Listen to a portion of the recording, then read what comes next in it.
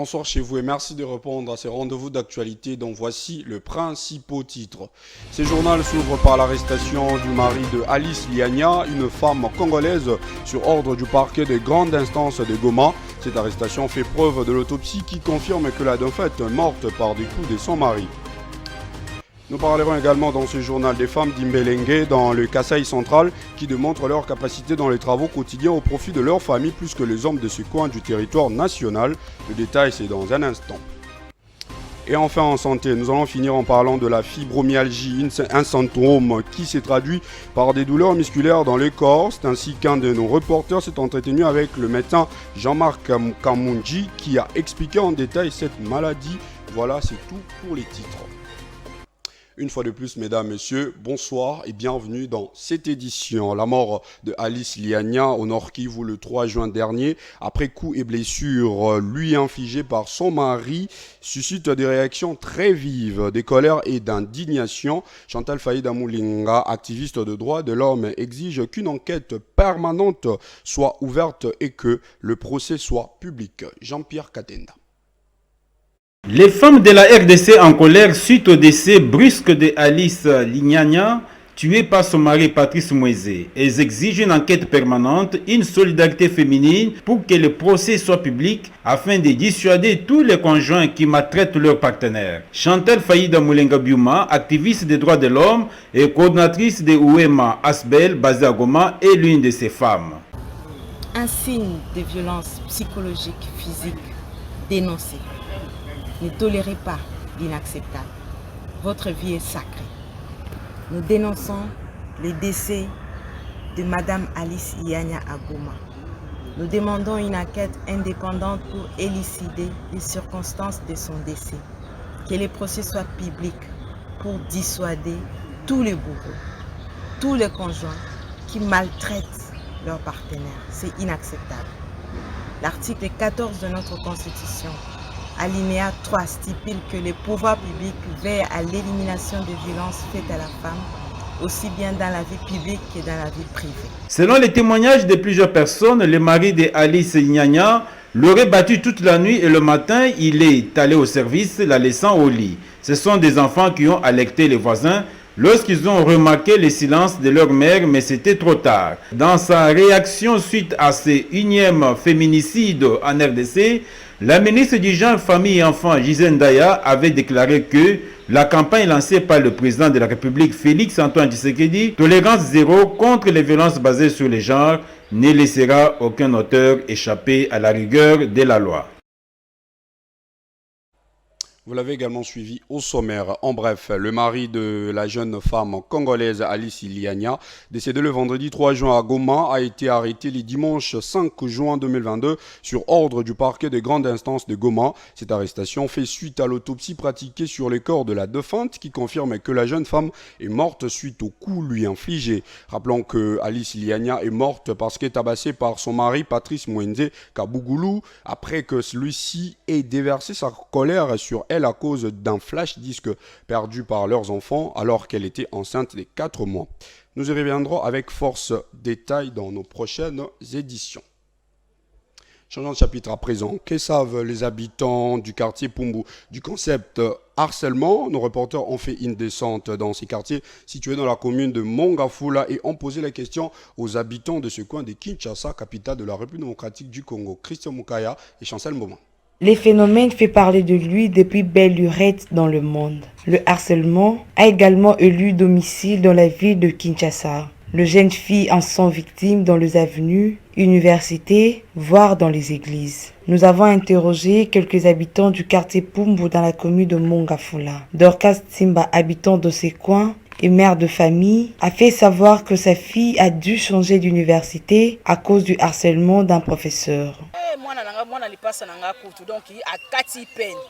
J'écoute souvent de choses sur l'harcèlement. Ma propre fille a quitté l'Unikine parce qu'un professeur voulait coucher avec elle. Aujourd'hui, elle fait l'ISAM, l'option qui n'était même pas dans ses rêves. Nous ne savons pas par où commencer. Pour sa part, Jackie Mbala, autre habitant de la cité Pumbu, dit être consterné de voir chaque jour de grands messieurs courir derrière de jeunes filles. Jeu des enfants, comme je vois au coin, je vois des choses. Tu peux voir un grand monsieur qui prend de l'alcool, puis attend que la petite fille passe, il court derrière. C'est un mal. Nous ne pouvons que dénoncer. Notons que le harcèlement est le fait d'imposer à une personne de façon répétée des propos ou des comportements à connotation sexuelle qui soit portent atteinte à sa dignité, soit créent à son encontre une situation offensante. Le harcèlement est une infraction et est puni par le code pénal congolais. Dirigeons-nous dans la province du Kasaï central, dans les territoires des Dimbélenge. Ce sont les femmes qui travaillent plus que les hommes. Elles sont au four et au moulin. Elles s'élèvent tôt pour chercher de l'eau et de quoi nourrir leur famille, alors que la plupart de leurs maris restent à la maison. C'est ce qui a été révélé à notre reporter, à notre envoyé spécial à Dimbélenge par les habitants de cette partie de la RDC. Suivez ce récit de Christian Moukaya.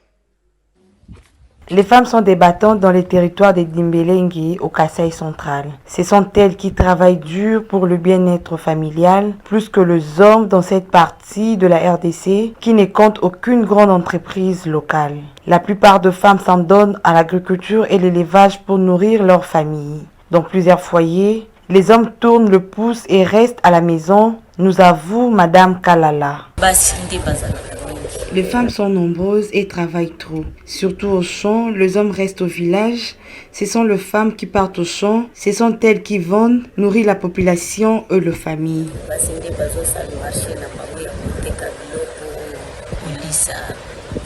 Selon elle, les quelques hommes qui vont à la chasse ou se débrouillent dans de petites activités n'apportent pas l'argent gagné dans leur foyer. Dès qu'ils ont l'argent, ils s'emploient à épouser d'autres femmes, a-t-elle dit.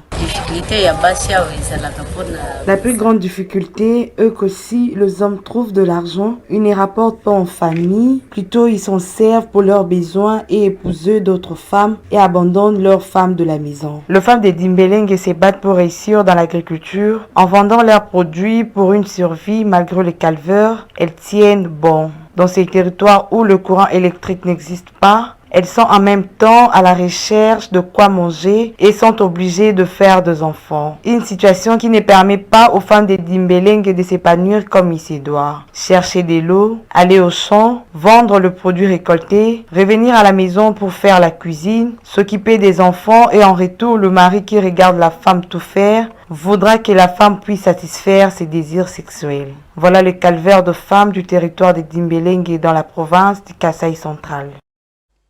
Revenons à Kinshasa, guide de l'état de l'érosion du terrain Christ-Roi à la cité Pumbu située dans la commune de Mongafula. Cette érosion qui a emporté déjà plusieurs maisons et aussi transformé en poubelles. Cette situation expose la population aux différents risques, notamment de maladies. Les usagers en appellent aux autorités. Christian Moukaya et Chancel Mboma.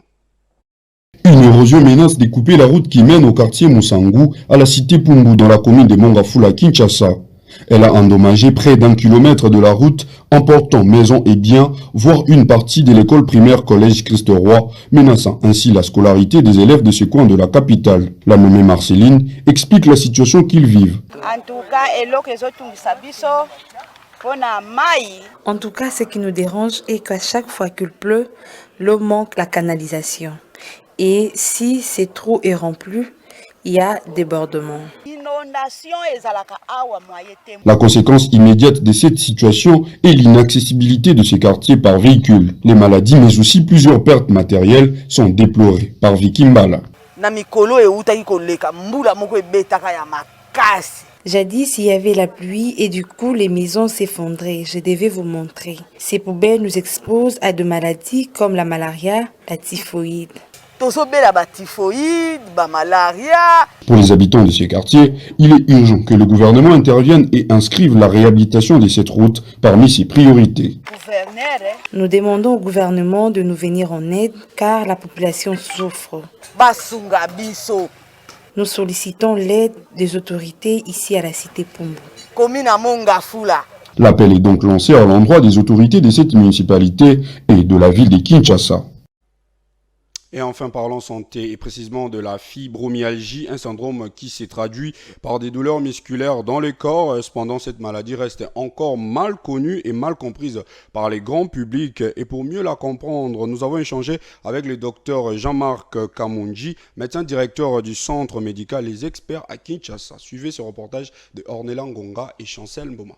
La fibromyalgie affecte 3% de la population mondiale et 9 malades sur 10 sont de femmes, dont l'âge varie entre 35 et 55 ans et sont donc touchées en pleine période professionnelle. Selon le docteur Jean-Marc Kalonji Tinta, médecin directeur du centre de santé Les Experts à Kinshasa, la fibromyalgie est l'ensemble de douleurs liées aux fibres musculaires. D'une manière générale, ce sont de douleurs chroniques ressenties dans tout le corps, particulièrement dans le muscle squelettique. Bien que les douleurs soient réelles et très pénibles, les causes de cette maladie demeurent inconnues, mais des recherches sont en cours. Les recherches sont en cours jusqu'à présent. Les résultats ne sont pas satisfaisants pour déterminer les causes exactes d'une fibromyalgie, mais il y en a qui sont sur des pistes de facteurs génétiques. On pense aussi à des problèmes physiologiques avec les systèmes nerveux ou bien hormonal. Il y a ce qu'on appelle l'axe hypothalamo-hypophyso-surrénalienne qui semble être aussi incriminé, mais les résultats ne sont pas encore satisfaisants. Donc les causes ne sont pas encore connues jusqu'à preuve du contraire. La fibromyalgie s'est traduite par de douleurs associées à une grande fatigue et à des troubles du sommeil. Elle empêche souvent la personne qui en souffre d'accomplir ses activités quotidiennes ou de fournir un travail à temps plein. Selon le docteur Jean-Marc Kalonji, dans le cadre du traitement, le personnel médical donne des antalgiques aux patientes pour atténuer les douleurs. On peut donner des antalgiques et ça soulage, mais il y a toujours des récidives parce que c'est, comme je vous ai dit, c'est une pathologie qui est chronique. Il y a toujours des récidives. Mais quant à l'évolution, il n'y a pas vraiment de complications graves. Parfois, au fur et à mesure, la maladie, ça s'atténue un peu avec le temps. Sachez qu'il faut faire la différence entre la fibromyalgie et le syndrome de fatigue chronique, qui s'est traduit par plus de fatigue que de douleur. Mais en cas de la fibromyalgie, il y a plus de douleur que la fatigue. C'est sur cet élément de la santé que nous mettons fin à cette édition. Ne nous quittez pas tout de suite le rappel de titre. Ce journal s'était ouvert par l'arrestation de Marie de Alice Eliania, une femme congolaise sur ordre du parquet de grande instance de Goma. Cette arrestation fait preuve de l'autopsie qui confirme que la défunte est morte par des coups de son mari. Nous avons également parlé dans ce journal de femmes d'Imbelenge dans les Kasaï centrales qui démontrent leur capacité dans les travaux quotidiens au profit de leur famille plus que les hommes de ce coin du territoire national. Et enfin, on a parlé de la santé, de la fibromyalgie, un syndrome qui s'est traduit par des douleurs musculaires dans le corps. C'est ainsi qu'un de nos reporters s'est entretenu avec le médecin Jean-Marc Kamunji qui a expliqué en détail cette maladie. C'était tout pour les titres.